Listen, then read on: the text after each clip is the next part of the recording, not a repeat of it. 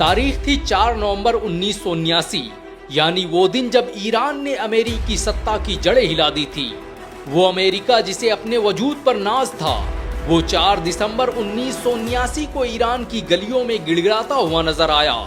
ये वो तारीख थी जब ईरान ने अमेरिका को एक ऐसा जख्म दिया जिसे वो आज तक नहीं भूल पाया है। आखिर 4 नवंबर को ऐसा क्या हुआ था कि अमेरिकी राष्ट्रपति जिमी कार्टर ईरान के सामने रोने पर मजबूर हो गया? तो कहानी की शुरुआत होती है साल 1970 से। ये वो दौर था जब ईरान में पहलवी डायनेस्टी का राज था, जिसे अमेरिका और इजराइल का समर्थन हासिल था, और उस दौर में ईरान अमेरिका का सबसे करीबी दोस्त माना जाता था। ईरान की पॉलिसियां और उसका निजाम सब कुछ अमेरिका के हाथों में था।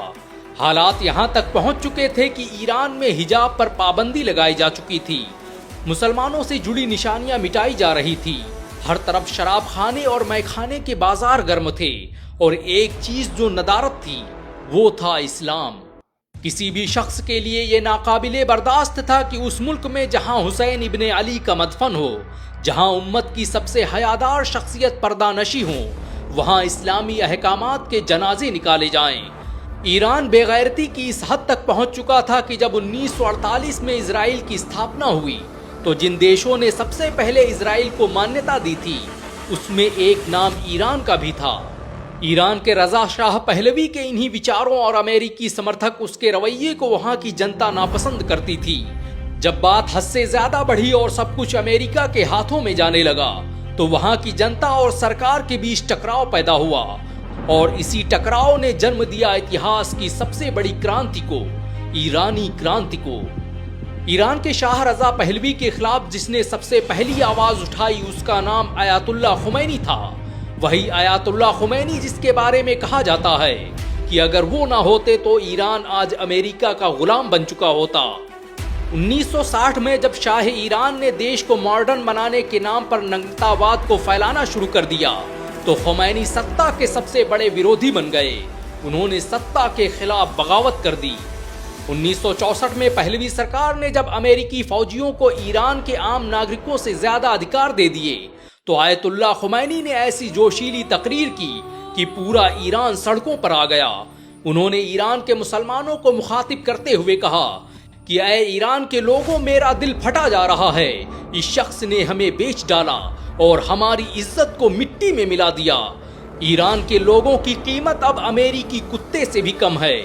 ऐ नजफ, कुम, मशहद, तेहरान और शेराज के लोगों, मैं तुम्हें खबरदार करता हूँ, ये गुलामी कभी कबूल मत करना। आयतुल्ला खुमैनी की ये आवाज थी कि पूरा ईरान सड़कों पर आ गया। बादशाह की कुर्सी खतरे में पड़ी तो उसने आयतुल्ला खुमैनी पर पाबंदियां लगा दी और उन्हें देश से बाहर निकाल दिया। लेकिन खुमैनी तब तक अपना काम कर चुके थे। इस्लामी इंकलाब का परचम ईरान के हर गली कूचे में पहुंच चुका था।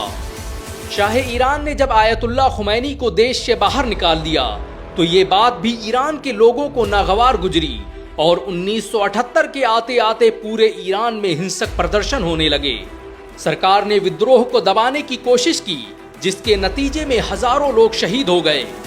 ईरान में ये जो कुछ भी हो रहा था, उसके पीछे अमेरिकन इंटेलिजेंस काम कर रही थी, क्योंकि ईरान के तेल और उसके संसाधन अमेरिका के कब्जे में थे, और वो जानता था कि अगर इस आंदोलन को दबाया नहीं गया तो ईरान एक दिन मिडिल ईस्ट का सबसे ताकतवर देश बन जाएगा। और ये सिर्फ अमेरिका के लिए ही नहीं, बल्कि इजराइल जैसे देशों के लिए भी सबसे बड़ा खतरा होगा। 1979 के आते आते ईरान में अचानक सब कुछ बदल गया। जिस रजा शाह ने आयतुल्ला खुमैनी को देश से बाहर निकाला था, उसी को देश छोड़कर मिस्र भागना पड़ा। इतिहास ने देखा कि जिस खुमैनी के ईरान में घुसने पर पाबंदी लगा दी गई थी, जिसे जिंदान की काल कोठरियों में डाल दिया गया था, उसी रूहुल्लाह आयतुल्ला खुमैनी को ईरान की जनता देश की बागडोर संभालने के लिए वापस ईरान बुला रही थी। खुमैनी 15 सालों तक देश से बाहर रहे। वो बाहर रहते हुए भी ईरान के कोने कोने में पहुंच चुके थे, और यही वजह थी कि जब वो ईरान आए तो लाखों लोगों का मजमा उनके इंतजार में एयरपोर्ट के बाहर खड़ा था। अमेरिका की पूरी कोशिश थी कि ईरान की सत्ता किसी भी हाल में आयतुल्ला खुमैनी के हाथ में न जाने पाए, और इसके लिए उसने अपनी खुफिया एजेंसी CIA को पूरे ईरान में फैला दिया था। कुछ मीडिया रिपोर्ट्स बताती हैं कि उस वक्त ईरान में मौजूद अमेरिकन एम्बेसी CIA के एजेंट की तरह काम कर रही थी और ये बात जब ईरान के लोगों को पता चली तो उन्होंने अमेरिकन एम्बेसी पर हमला कर दिया। 4 नवंबर 1979 को प्रदर्शनकारियों की एक बड़ी जमात US एम्बेसी पहुंची और उन्होंने 99 लोगों को बंधक बना लिया, जिसमें 66 अमेरिकी लोग शामिल थे। ये अमेरिकी इतिहास की पहली घटना थी जब उसके CIA एजेंट और अधिकारियों को किसी देश ने बंधक बना लिया था। अमेरिका ने बहुत कोशिशें की, लाखों तरीके अपनाए। अमेरिका में ईरान की सारी धन दौलत को जब्त कर लिया, लेकिन ईरान किसी भी सूरत में उन्हें आजाद करने पर राजी नहीं हुआ। जिस वक्त ये हादसा हुआ उस वक्त अमेरिका की गद्दी पर जिमी कार्टर बैठे हुए थे। जिमी कार्टर ने अपने लोगों को छुड़ाने के लिए अमेरिका के सबसे काबिल फौजी और एजेंट्स इकट्ठा किए और एक ऑपरेशन ईगल क्लॉ की शुरुआत कर दी। अमेरिका के बहुत से सैनिक रात के अंधेरे में फर्जी पासपोर्ट का इस्तेमाल करते हुए ईरान में दाखिल हुए। अमेरिका ने सोचा था कि वो ईरान में दाखिल होगा, अपने बंधकों को छुड़ाएगा और किसी फिल्मी हीरो की तरह वापस आ जाएगा, लेकिन कहानी वैसी नहीं थी जैसे उसने सोची थी।